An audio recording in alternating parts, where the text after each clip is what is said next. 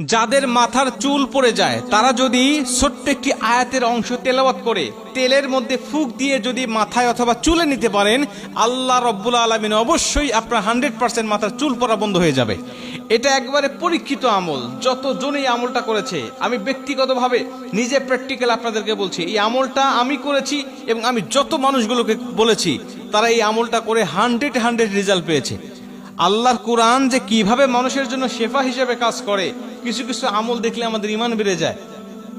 আল্লাহ পাক কোরআনটা নাজিল করেছেন আমাদের জন্য শেফা হিসাবে। আল্লাহ পাক বলছেন অনুনাজ্জিলু মিনাল কুরআনি মা হুয়া শিফাউ ওয়া রাহমাতুল লিল মুমিনিন। মুমিনদের জন্য আমি আল্লাহ পাক এই কোরআনটাকে শেফা হিসাবে পাঠিয়েছি। মুমিনরা শুধু গ্রহণ করবে, মুমিন গ্রহণ করতে পারলেই আল্লাহ রাব্বুল আলামিন তাকে সেই সমস্ত ফলগুলো আল্লাহ পাক ভোগ করার সুযোগ দিয়ে দিবেন। অতএব আপনি একটাবার এই কোরআনের উপর বিশ্বাস করে আমলটা করে দেখেন। আপনি আমল করেন না, দূরে আছেন, তাই আপনি বোঝেন না যে কোরআন কি কিতাব, কেমন জিনিস। আপনি একবার আমল করে দিতে দেখেন, আপনার তো টাকা লাগতেছে না। আপনি তেল অন্য সময়ও নেন, এখনো নিবেন, শুধু তেলের মধ্যে একটা আয়াত তেলাওয়াত করে ফুঁক দিয়ে আপনি নিবেন। তবে আল্লাহর উপরে তাওয়াক্কুল রাখতে হবে, আল্লাহর উপরে পরিপূর্ণ ভরসা রাখতে হবে যে আল্লাহ অবশ্যই এর দ্বারা আমাকে শেফা দিবেন। সর্বপ্রথম আপনি একটা তেল নিবেন, একটু তেল নিবেন। যদি এই তেলটা হয় জৈতুনের তেল তাহলে সবচেয়ে উত্তম হয়, সবচেয়ে ভালো হয়। জৈতুনের তেলের মধ্যে অনেক উপকার আছে। এই জৈতুনের তেল আপনি নিবেন। রাসূল সাল্লাল্লাহু আলাইহি ওয়াসাল্লাম বলছেন জৈতুনের তেল তোমরা খাও, এটা গায়ে লাগাও, এটা চুলে লাগাও এবং এই জৈতুনের ঢাল দিয়ে মেসওয়াক করো, কারণ এটাকে আল্লাহ পাক বরকতময় করে দিয়েছে। অতএব জৈতুনের মধ্যে অনেক রকম বরকত আছে, অনেক ফজিলত আছে। কিন্তু আপনি যদি জৈতুনের তেল ব্যবহার করতে অভ্যস্ত না হন বা পিওর খাঁটি জৈতুনের তেল যদি আপনি না পান, তাহলে আপনি যেটা পিওর, যে তেলটা আপনি ব্যবহার করতেছেন, যে ব্র্যান্ডের হোক না কেন, এইটাই হবে। আপনি যদি কোনো ব্র্যান্ডের পছন্দ মতো থাকে আপনি সেটা নিবেন। আমি নির্দিষ্ট কোনো ব্র্যান্ডের কথা বলছি না, আপনি আপনার পছন্দ মতো নিবেন। নিয়ে হাতের মধ্যে ঢেলে আপনি ওয়াইদা মারিদতু ফাহুয়া ইয়াশফিন, সূরা শুআরার 80 নম্বর আয়াত, সূরা শুআরার 80 নম্বর আয়াতটা তেলাওয়াত করে আপনি সেই হাতের তালুতে ফুঁক দিবেন।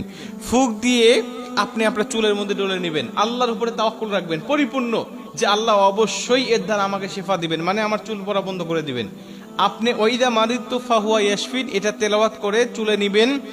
আমি আল্লাহর উপরে ভরসা রেখে বলতে পারি যে আল্লাহ পাক অবশ্যই আপনার চুল পড়ার রোগ বা চুল পড়ার যে সমস্যাটা আছে এটা আল্লাহ পাক আপনাকে ভালো করে দিবে। আমি একাধিক ব্যক্তির কাছ থেকে শুনেছি যারা এই আমলটা করেছে, প্রত্যেকেই বলেছে যে 100 রেজাল্ট হয়েছে। আমাদের চুল আগে পড়তো খুব, এখন আর চুল পড়ে না। তার মানে কুরআনুল কারীম যে আমাদের জন্য শেফা হিসাবে কাজ করছে এটা কিন্তু 100% সত্য।